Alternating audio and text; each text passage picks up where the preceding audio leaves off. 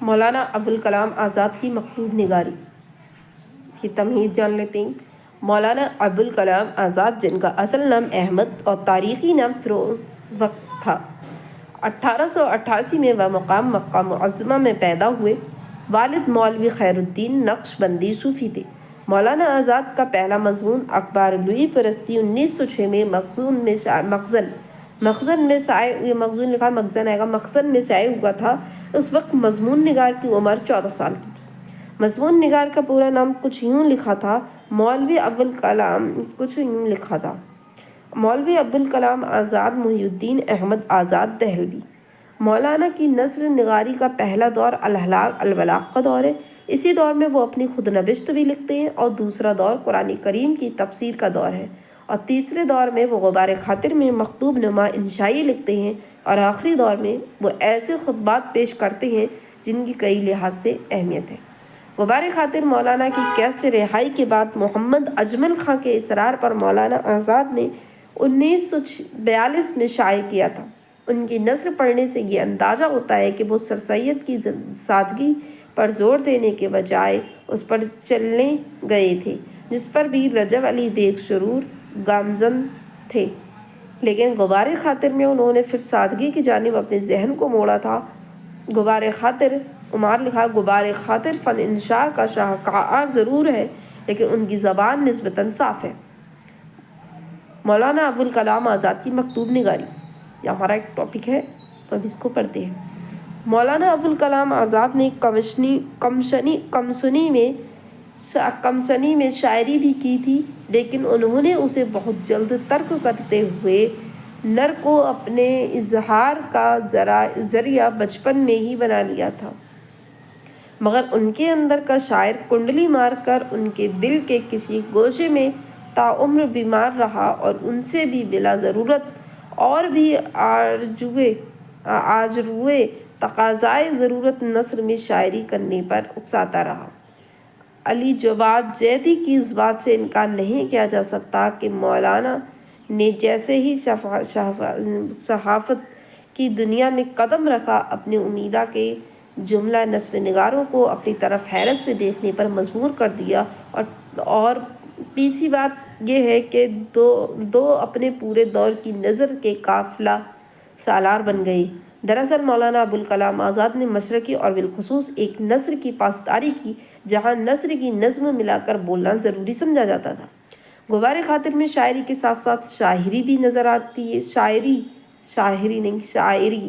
آتی ہے، کیونکہ یہاں نہ کہ صرف ہڈیوں کی آنچ محسوس کی جاتی ہے، بلکہ جذبوں کی آنچ کے ساتھ ساتھ دانشوری اور علمی استدلال سے مزید بھی سامنے آتی ہے۔ مولانا ابوالکلام آزاد نے شروع میں اطلاع اسلوب سے کام لیا، بیانیہ انداز اسلوب سے کام لیا ہے، جو ہمیں البلاغ کا تذکرہ اور خطبات میں نظر آتا ہے۔ اس کے بعد ترجمان القرآن میں وہ بدایتی اسلوب کے قریب نظر آتے ہیں جیسا کہ موضوع کا تقاضا تھا۔ مرزا خلیل احمد بیگ نے ان کی پور میں 3 طرح کے اسالیب کی کارفرمائی کی طرف اشارہ کیا ہے۔ ہدایتی اسلوب کے بعد انہوں نے انتحاری اسلوب کا بھی ذکر کیا ہے، اور اس ذیل میں غبار خاطر کو رکھا ہے۔ ان کے اس انکشاف سے انکار کرنے کی وجہ نہیں بنتی۔ آئیے ذرا یہ دیکھیں کہ غبار خاطر کیسے معرض وجود میں آیا، اور غبار خاطر کا دھرتیا ملک رام کے مقدمے میں ملک رام لکھتے ہیں کہ 18 اگست 1942 کو انڈین نیشنل کانگریس کا خاص اجلاس بھٹی میں منعقد ہوا، جہاں قرار اردو منظور ہوئی کہ انگریز اس ملک کے نظام و نسق سے فوری دست بردار ہو کر یہاں سے سدھارنے اور ہمیں اپنے حال پر چھوڑ۔ اس زمانے میں مولانا ابوالکلام آزاد کانگریس کے صدر تھے۔ اگست کی شب کو دور تک یہ جلسہ ہوتا رہا، جس میں قرار داد منظور کی گئی تھی۔ اس رات کے آخری حصے میں یعنی 9 اگست کو علی صبح حکومت وقت نے کانگریس کے تمام سرکردہ رہنماؤں کو میں بستروں سے اٹھا کر حراست میں لے لیا اور ملک کے مختلف مقامات پر نظر بند کر دیا۔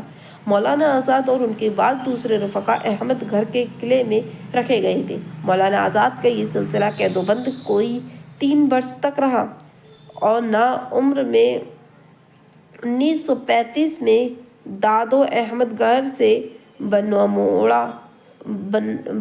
انموڑا جیل میں منتقل کر دیے گئے اور کہیں سے بالآخر 15 جون 1935 کو رہا ہوئے۔ اسی نظر بندی کے زمانے کا شمرہ یہ کتاب غبار خاطر ہے۔ غبار خاطر مولانا آزاد مرحوم کی سب سے آخری تصنیف ہے جو ان کی زندگی میں شائع ہوئی۔ کہنے کو تو یہ خطوط کا مجموعہ ہے، لیکن حقیقت یہ ہے کہ 2 ایک چھوڑ کر ان سے مکتوب کی باعث کسی میں نہیں پائی جاتی۔ یہ دراصل چند متفرق مضامین ہیں جنہیں خطوط کی شکل دے دی گئی ہے۔ یوں معلوم ہوتا ہے کہ مرحوم کچھ ایسی باتیں لکھنا چاہتے تھے جس کا آپس میں بظاہر کوئی تعلق یا مربوط سلسلہ نہیں تھا۔ عین ممکن ہے کہ اس طرح کے مضامین لکھنے کا خیال انہیں شہر آفاق فرانسیسی مصنف اور فلسفہ چارلس لوئی منسکو کی مشہور کتاب فارسی خطوط سے آیا ہو۔ اس کتاب کے 2 فرضی ایرانی سیاح، ایک جوک اور رجا فرانس پر عموماً اور پیرس کی تہذیب و تمدن پر خصوصاً بلاگ اور تنزیہ تنقید کرتے ہیں، اسلام اور عیسائیت کا موازنہ کرتے اور عیسائیت پر آزادانہ اظہار خیال کرتے ہیں، لیکن دو ان باتوں کو الگ الگ مضامین کی شکل میں بھی قلم بند نہیں کرنا چاہتے تھے، کیونکہ اس صورت میں باہمی تعلق کے فقدان ان کے باعث بات کو کوٹی ایک شیرازے میں یکجا کرنا آسان نہ ہوتا۔ اس مشکل کا حل انہوں نے یہ نکالا کہ انہیں کسی شخص واحد کے نام خطوط کی شش میں مرتب کر دیا جائے۔ یہاں قید و بند کی صعوبتیں جھیلتا ہوا اور ایک شخص رات کے اندھیرے اور صبح کے اجالے میں اپنی رہائی کے دن گن رہا ہے، بیکاری کے ان لمحات میں اور اس حافظے میں جیسے تمام تر ماضی بعید اور ماضی قریب کی یادوں کا ہجوم امر پڑا ہے۔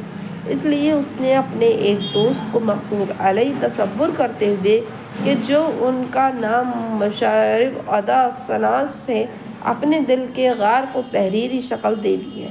اب یہ نقادوں کا کام ہے کہ اسے کسی ایک خانے میں رکھیں یا اس کی مختلف طرح کی توضیح و تشریح کریں۔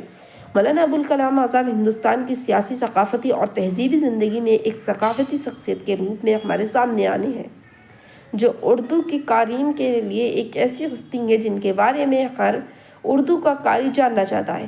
وقت میں ہے کہ مولانا کی ابتدائی زندگی اتنی وضاحت کے ساتھ، اتنی تفصیل کے ساتھ ان کی کسی اور تحریر میں نہیں ملتی۔ اس نوعیت کے واقعات غبار خاطر میں سب سے زیادہ ملتے ہیں۔ مثلاً مولانا کی تعلیم، عادات، نفسیات اور خود ان کے کردار کی تفصیل کے محرکات غبار خاطر کے بعد خطوط سے ظاہر ہوتے ہیں۔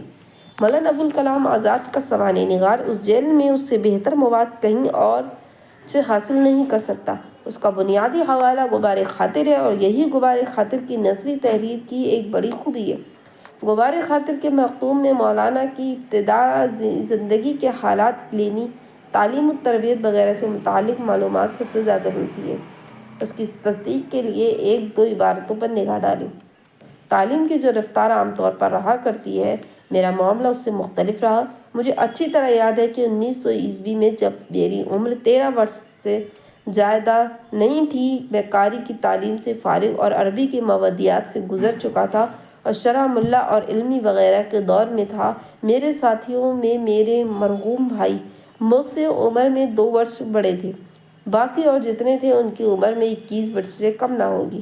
والد مرحوم کا طریقہ تعلیم یہ تھا کہ ہر علم سے پہلے کوئی ایک مختصر متن حافظ کر لینا ضروری سمجھتے تھے۔ فرماتے تھے کہ شاہ ولی اللہ رحمۃ اللہ علیہ کے خاندان کا طریقہ تعلیم ایسا ہی تھا۔ چنانچہ اس زمانے میں میں نے فاقہ، قبر تہذیب، خلاصہ کی زبانی وغیرہ زبانیں حافظہ کر لی تھیں اور اپنے بروقت استحضار اور اقتباسات سے نہ صرف طالب علموں کو بلکہ مولویوں کو بھی حیران کر دیا تھا۔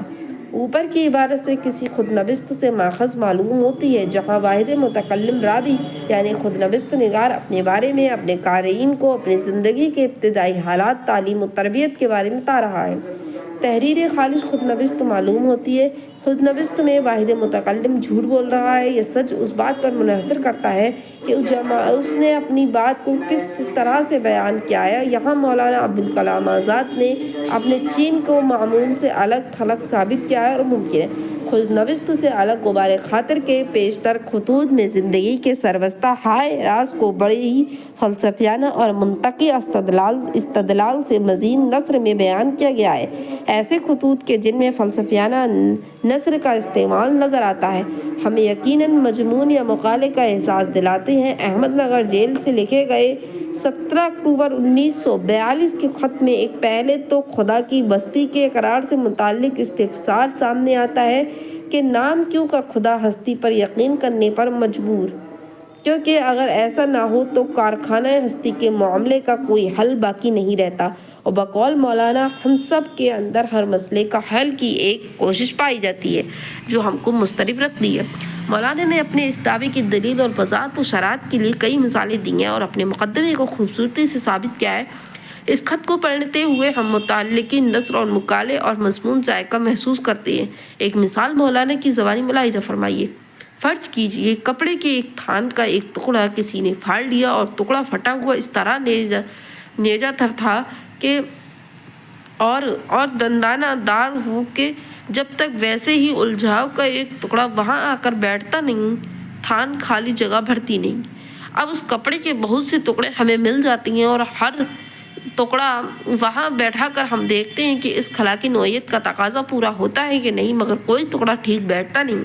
اگر ایک گوشہ میل کھاتا ہے تو دوسرے گوئی جڑنے سے انکار کر دیتی ہیں۔ اچانک ایک ٹکڑا ایسا نکل آتا ہے کہ ٹیڑھے ترچھے کٹاؤ کے سارے تقاضے پورے کر دیتا اور صاف نظر آتا ہے کہ صرف اس ٹکڑے سے یہ خلا مجرا جا سکتا ہے۔ اب اگرچہ اس کی تائید میں کوئی خارجی شہادت موجود نہ ہو لیکن ہمیں پورا یقین ہو جائے گا کہ یہی ٹکڑا یہاں سے پھاڑا گیا ہے، اور اس درجہ کا یقین ہو جائے گا کہ لو کاشف الخط عالم ازبابت یقین نہ علم دین کی راہ میں ایک قدم اور آگے بڑھائیں اور تیسری مثال سامنے لائیں۔ آپ نے حرفوں کی ترتیب سے کھیلنے والے قتل دیکھے ہوں گے۔ انہیں کچھ فخص ابجد کے نام سے پکارتے تھے۔ ایک خاص لفظ کے بننے سے دو کھلتی ہیں اور وہ ہمیں معلوم نہیں۔ اب ہم طرح طرح کے الفاظ بناتے جائیں گے اور دیکھیں گے کہ کھلتا ہے یا نہیں۔ فرض کیجئے ایک خاص لفظ کے بنتے کھل گیا۔ اب کیا ہمیں اس بات کا یقین ہو جائے گا کہ ایک لفظ میں اس قتل کی کنجی پوشیدہ تھی؟ جس عمل کی تھی وہ قفل کا کھلنا تھا۔ جب ایک لفظ نے قتل کھول دیا تو پھر اس کے بعد باقی کیا رہا جس کی مزید جستجو ہو؟ پردوں کے پیچھے کچھ ہے یا نہیں؟ مولانا ابوالکلام آزاد کی مذکورہ والا عبارت میں ایک فلسفی معلوم ہو رہی ہے۔ یہاں ایک ایسے مسئلے پر گفتگو انہوں نے چھیڑ دی ہے جس کے بارے میں آج تک کسی نے پوری بلاغت کے ساتھ کوئی بات نہیں کی۔ انہوں نے یہاں پر زندگی کیا ہے اس معمے کو سمجھنے کے سلسلے میں ایک خوبصورت استعارے کا استعمال کیا ہے، اور وہ یہ ہے کہ اس پرانی کتاب کا پہلا اور آخری ورق اس طرح کھو گیا ہے کہ نہ تو یہیں معلوم ہوتا ہے کہ شروع کیسے ہوئی تھی اور نہ اس کا سراغ ملتا ہے کہ تم یہاں جا کر ہوگی اور کیوں کر ہوگی۔ اس طرح سے بعض خطوط میں چاہیے کہ ذکر بہت ہی مت سے کیا گیا ہے اور اس بہانے چاہیے کہ کاشت کی تاریخ بھی لکھی گئی ہے۔ خود نوشت مقالہ اور مضمون کے علاوہ انشائیہ اور دیگر نثری اصناف کے علاوہ غبار خاطر کے بیشتر خطوط میں افسانے کا سا ڈھنگ بھی پیدا ہو گیا ہے، اور کہیں کہیں منطق کا تیر یعنی قصے کہانی کی صنف بھی پوری آب و تاب کے ساتھ سامنے آ گئی ہے۔ جیل میں مولانا کا سابقہ چڑیوں سے ہوتا ہے۔ شروع میں آزاد چڑیوں سے نجات کی خاطر طرح طرح کی ترکیبیں کرتے ہیں، لیکن 2 لاکھ ہو گانے کے باوجود بھی بار بار آتی ہیں اور اپنی کوششوں سے باز نہیں آتی۔ ان کی کوشش سے راوی بہت متحیر ہوتا ہے۔ ایک خوبصورت بیانیہ اس حقیقی مناظر کے ذریعے کیوں کر تیار کیا گیا ہے اور اس بیانیے میں مشاہدے کا اور اپنے تجزیے کا رنگ کس طرح سو کرتے ہوئے پیش کیا گیا ہے، اس کا اندازہ کرنے کے لیے 17 مارچ 1943 کے ایک خط جس کا عنوان چڑیا چڑے کی کہانی ہے سے ماخوذ مندرجہ ذیل عبارت کی قرأت ضروری ہے۔ یہاں کمرے جو ہمیں رہنے کو ملے ہیں پچھلی صدی کی تعمیرات کا نمونہ ہیں۔ چھت لکڑی کے شہی تیروں کی ہے اور شہی تیروں کے سہارے کے لیے محرابیں ڈال دی ہیں۔ نتیجہ یہ ہے کہ جا بجا گھونسلہ بنانے کے قدرتی گوشے نکل آئے اور گوریوں کی بستیاں آباد ہو گئیں۔ گزشتہ سال جب اگست میں یہاں آئے تھے تو ان کی چڑیوں کی آشیاں ساجیوں نے بہت پریشان کر دیا۔ کمرہ کے مشرقی گوشہ میں منہ دھونے کی ٹیبل لگی ہے۔ دن بھر میدان کے تنکے چن چن کر لاتی اور گھونسلوں میں بچھانا چاہتی، 2 ٹیبل پر کر کے اسے کوڑے کرکٹ سے اٹ دیتی۔ ادھر پانی کا جگ بھروا کے رکھا، ادھر تنکوں کی بارش شروع ہو گئی۔ پچھم کی طرف چارپائی دیوار سے لگی تھی، اس کے اوپر نئی تعمیروں کی سرگرمیاں جاری تھیں۔ ان نئی تعمیروں کا ہنگامہ اور زیادہ عاجز کر دینے والا تھا۔ ان چڑیوں کو ذرا سی چونچ ملی ہے اور مٹھی بھر کا بدن نہیں، لیکن طالب بشئی کا جوش کا اس بلا کا پایا ہے کہ چند منٹوں کے اندر وحشت پھر کلفت کھود کے صاف کر دیں گی۔ حکیم ارشمیدس ارچیمیڈس کا مقولہ مشہور ہے، کنیسو ڈوئی موئی پاسچتو کائی ٹاگن کنیسیو، مجھے فضا میں کھڑے ہونے کی جگہ دے دو، میں کرہ ارض کو اس جگہ سے ہٹا دوں گا۔ اس دعوے کی تصدیق ان چڑیوں کی سرگرمیوں میں دیکھ کر ہو جاتی ہے۔ پہلے دیوار پر چونچ مار مار کے اتنی جگہ بنا لیں گی کہ پنجے ٹیکنے کا سہارا نکل آئے، پھر اس نتیجے پر جما کر چونچ کو پھاوڑا چلانا شروع کر دیں گی اور اس زور سے چلائیں گی کہ سارا جسم سکڑ سکڑ کر کانپنے لگے گا۔ اوپر کی عبارت میں چڑیوں کی حرکت و سکنات، عادت و ادبار، روزمرہ کے معاملات کا ایسا بیانیہ مولانا آزاد نے یہاں خلق کیا ہے کہ جس کی تعریف کے بغیر کوئی چارہ نہیں۔ یہاں اس کہانی میں چڑیا کا کوئی استعارہ نہیں ہے، نہ چڑیوں کو استعارہ بنانے کی کوشش یہاں نظر آتی ہے۔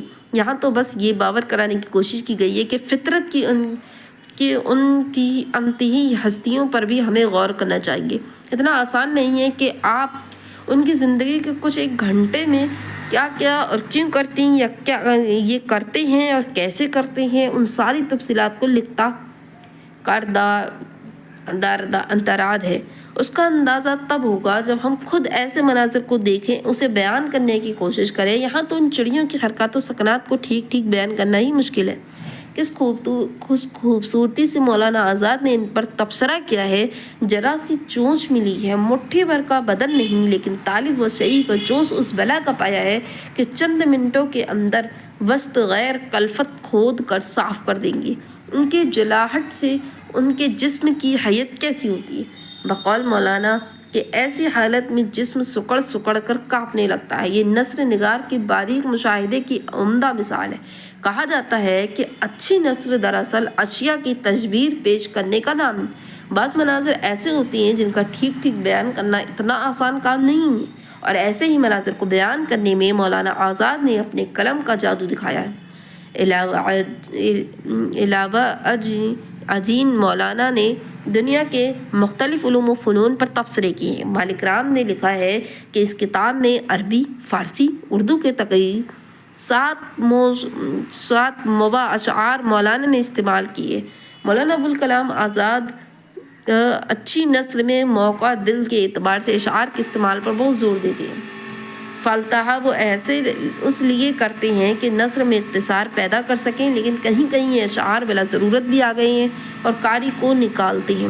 جیسے 1943 کے ایک خط میں لکھتے ہیں، کوئی پھول یا کوت کا کٹوارا تھا، کوئی نیل کی پیالی تھی، بعض پھولوں پر رنگ کی بوند میں اس طرح پڑ گئی تھی کہ خیال ہوتا تھا شنع قدرت کے موے قلم میں رنگ بھر گیا ہوگا۔ صاف کرنے کے لیے جھکنا پڑا اور اس کی چھینکیں کہائے گل کے دامن پر پڑ گئیں۔ تکلف سے بری ہے حسن جاتی، قبائے گل میں گل بوٹے کہاں۔ یہ شعر یہاں بطور تصنع موجود ہے۔ اسے نثر کے مفہوم میں کس طرح کا اضافہ نہیں ہوا ہے، لیکن اکثر مقام پر انہوں نے جہاں جہاں بھی نثر میں کسی اشعار کو دخل کیا ہے تو وہ نثر اور اشعار دو جسموں میں ایک جان ہو گئے، جیسے 7:30 بج چکے تھے کہ ٹرین نے سیٹی بجائی۔ حافظ کی مشہور غزل کا یہ شعر کم سے کم سینکڑوں مرتبہ تو پڑھا ہوگا اور سنا ہوگا، لیکن واقعہ یہ ہے کہ اس کا اصلی لطف اس وقت آیا۔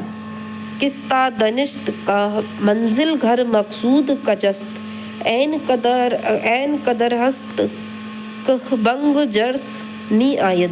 یہاں واقعی عبارت اور شعر آپس میں متحد ہو جاتے ہیں۔ ظاہر خاطر کے مکتوبات کی ایک بڑی خوبی یہ ہے کہ اس میں جا وجہ جذب نظر اور دلکش منظر نگاری کا بیانیہ خلق کیا گیا ہے۔ مولانا آزاد کی نثر میں اپنے ہم عصروں میں سب سے زیادہ جمع کی گئی ضعیفوں کا استعمال نظر آتا ہے۔